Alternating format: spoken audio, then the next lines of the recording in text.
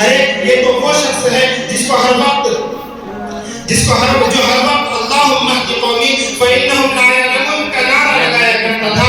یہ تو وہ شخص ہے جس کو طائف کی شیری کا سر اشورہ پشت قوم نے وباشوں کے ہاتھوں میں چھوڑ دیا, جنہوں نے نبی کے جسم پتھر پر پتھروں کی بوچھار کر دی, یہاں تک کہ آپ کے نعرہ شریفین خود سے لبیک ہو چکے تھے. پہاڑوں کے فرشتوں کو اللہ تبارک و تعالیٰ نے حکم دیا, جاؤ میرے محبوب کی جس طرح ہو مدد کرنا. پہاڑوں کے فرشتے دست بستہ کھڑے ہو کر کہنے لگتے, محمد اب صبر کا پیمانہ لبیک ہو چکا ہے, تم کہو تو ساری بستی کو تحقیق کر دے. لیکن قربان جائے نبی کریم صلی اللہ علیہ وسلم کے اس حسن سلوک والے قول پر جس کا نقشہ شاید یوں کھینچتا ہے کہ رسول اللہ پر لوگوں نے پتھر اس قدر مارے, لہو بہنے لگا زخمی محمد ہو گئے سارے. یہ حالت دیکھ کر فوراً فرشتوں نے کہا آ کر, کہو تو ختم کر دے ان کو مر جائیں گے ٹکرا کر.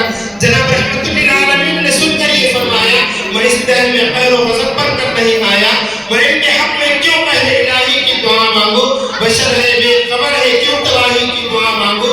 یہ اکثر ہوش میں بھی بے ہوش ہو جاتے ہیں دیوانے, یہ نہ جانے کیا کاش ان کی نسل مجھ کو پہنچا دے. عزیزان گرامی, ذرا آگے بڑھ کر اس یہودی کے ساتھ حسن سلوک کو سنتے جانا جو ستانی یا نفس ان لم تغفری لا تجزعی